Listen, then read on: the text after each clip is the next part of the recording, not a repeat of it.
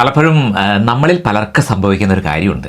നമ്മൾ ആരെയൊക്കെ സഹായിച്ചാലും അവസാനം നമ്മൾ ഒറ്റപ്പെടും.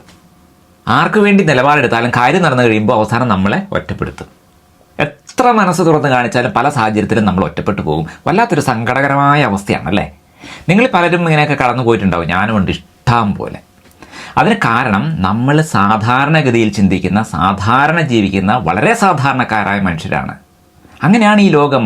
അല്പസ്വല്പമൊക്കെ ഉടായ്പും കുപ്പിച്ചില്ലും കയ്യിലുള്ളവരുടേതാണ് ഈ ലോകം. നേരെ വാ നേരെ പോ എന്നുള്ളവനൊക്കെ വളരെ ബുദ്ധിമുട്ടാണ് ഇവിടെ ജീവിക്കാൻ. ഇങ്ങനെ വരുമ്പോഴേ നമുക്ക് ചെയ്യാൻ പറ്റുന്നത് ഇതേ ഉള്ളൂ. നമ്മൾ ഈ യാഥാർത്ഥ്യം നന്നായി അങ്ങ് മനസ്സിലാക്കുക എന്നുള്ളതാണ്. ചാണക്യൻ പറഞ്ഞതുപോലെ വളഞ്ഞതും ചെരിഞ്ഞതുമായ മരങ്ങൾ മുറിക്കപ്പെടില്ല. നേരെ നിൽക്കുന്ന മരങ്ങൾക്കേ കോടാലി വയ്ക്കപ്പെടുകയുള്ളൂ. മറ്റുള്ളവരെ സഹായിക്കാനും സ്നേഹിക്കാനും ഒക്കെ ഇഷ്ടപ്പെടുന്ന ആൾക്കാരാണ് നമ്മൾ, അല്ലേ? അത് നല്ല ക്വാളിറ്റിയാണ്. അതുകൊണ്ട് തന്നെ നമ്മൾ പെട്ടെന്ന് ആക്രമിക്കപ്പെട്ടേക്കാം. തളരരുത്. ഈ ആക്രമണങ്ങളൊക്കെ ഈ സമൂഹത്തിൻ്റെ തന്നെ ഭാഗമാണെന്ന് മനസ്സിലാക്കിയാൽ മതി.